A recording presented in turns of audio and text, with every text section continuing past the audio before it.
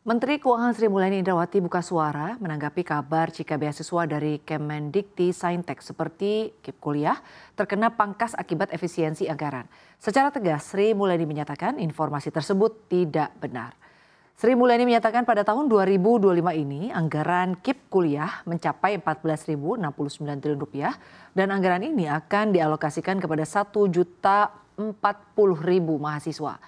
Sri Mulyani menegaskan semua program pendidikan yang sudah dicanangkan akan tetap berjalan termasuk program penerimaan LPDP, program beasiswa pendidikan Indonesia di bawah Kemendikti-Saintek, dan program beasiswa Indonesia Bangkit di bawah Kemenak.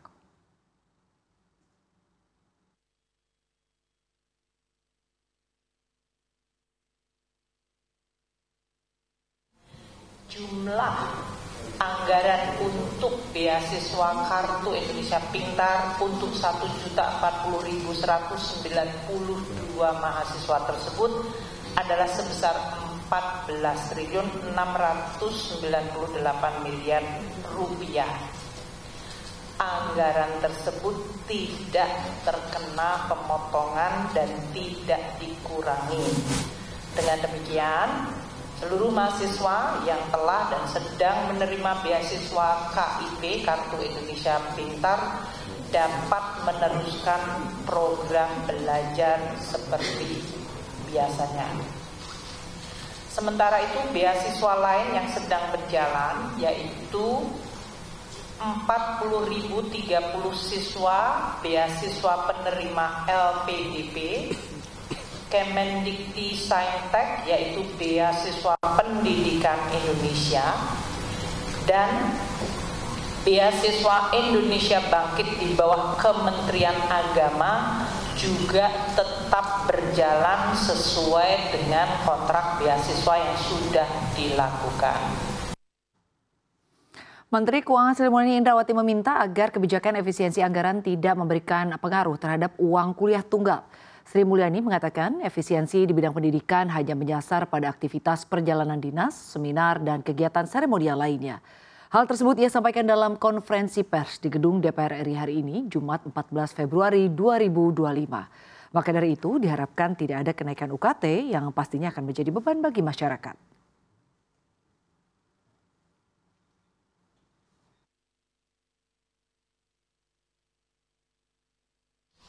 Mengenai atau terkait bantuan operasional pendidikan ke perguruan tinggi. Karena kriteria efisiensi kementerian lembaga yang kita lakukan menyangkut kriteria-kriteria aktivitas yaitu perjalanan dinas, seminar, ATK, peringatan dan perayaan serta kegiatan seremonial lainnya, maka perguruan tinggi akan terdampak pada item belanja tersebut. Langkah ini tidak boleh, saya ulangi, tidak boleh mempengaruhi keputusan perguruan tinggi mengenai UKT yang dalam hal ini baru akan dilakukan untuk tahun ajaran baru tahun 2025-2026 yaitu nanti pada bulan Juni atau Juli. Menteri Keuangan Sri Mulyani juga menegaskan jika efisiensi yang dijalankan kementerian dan lembaga tidak akan mempengaruhi para tenaga kerja honorer.